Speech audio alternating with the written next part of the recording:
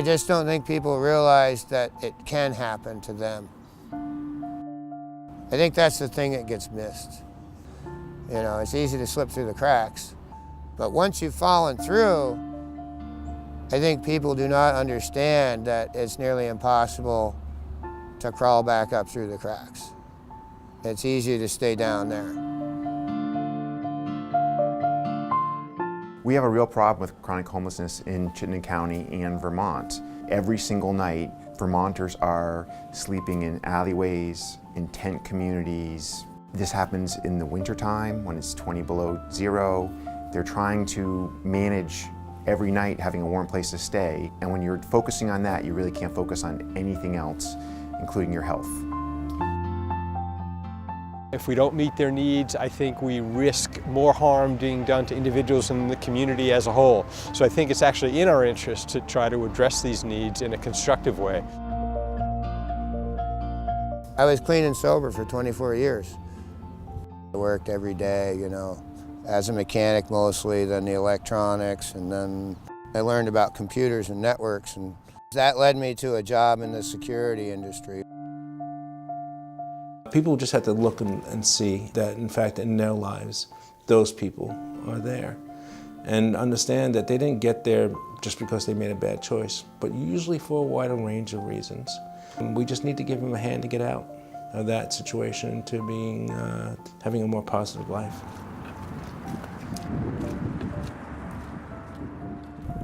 My name's Kate Hansen, and I'm an outreach caseworker at Safe Harbor Health Center here in Burlington, Vermont. We're a homeless healthcare program, and part of my job is coming out to campsites and reaching out to folks who might be in need of services. We're off of Pine Street in Burlington at an abandoned camp. I know that a lot of people down here had been clients of Safe Harbors, mostly individuals, adults with disabilities, and some of our most vulnerable community members. When you live outside, you know, well, where's the toilet? You know, you can't collect any clothing and store it. You can't collect food, store it, and cook it.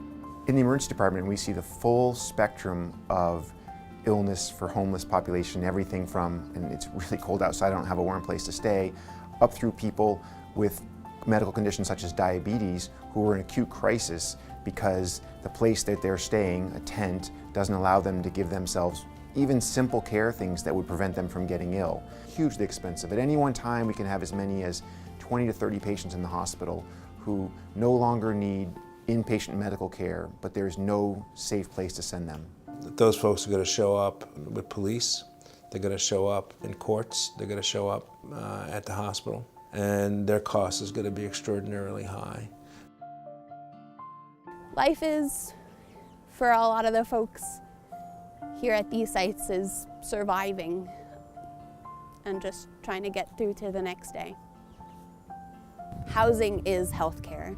If you don't have housing, you can't really work on any of the other things in your life. So integrating this housing piece into healthcare and into all sorts of, just looking at the person as a whole person and serving the person as a whole person, housing has to be a part of that.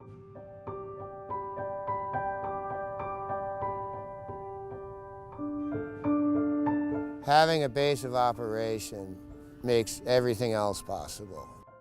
Thankfully, I now have a place to live. You know, I can get a bicycle, I can store it there. You know, I already have an extra pair of shoes. Well, when I was camping, I didn't have any extra shoes. Where are you going to keep them? But all of those little things can start to collect. Now I want to stick with that plan because it seems a little overwhelming. With just the food stamps? It makes it easy. For now, I'm just concentrating on making appointments with case managers, maintaining my appointments with my doctor. See you, Jim. Yeah, good? Yeah. How you been? Not bad. How have you been? If you could get them to a place where they get all that support and get it on a more regular basis, it's going to cost everyone a lot less. I took a couple of big deep breaths. It's like an ounce of prevention. Your lungs sounded pretty good, actually. It's really complex. And these kinds of projects really don't work if any one organization or any one sector tries to do it alone. And the beauty of this project was that the housing came with wraparound supports. And that's really where I think we're seeing the impact.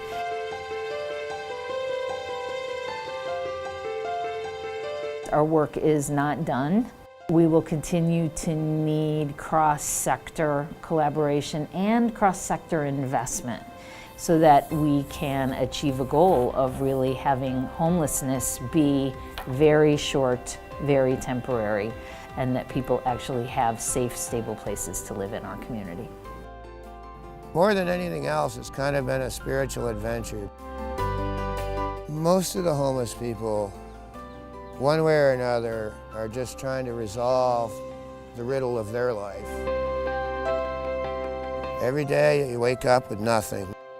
That's not an easy thing for a person in no shoes to just do a 180 and pull himself up by his bootstraps. A lot of people had given up.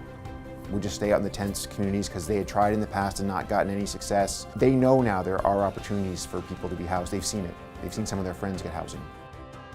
We have seen remarkable success, and it's really a testament, I think, to the relationships and the trust and the collaboration across all of the partners in this project that has really made it a success and really a joy to be part of.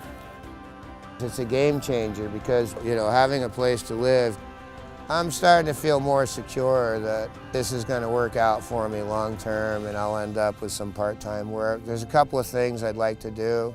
There's a lot of options once I settle in and get used to taking care of myself in this way.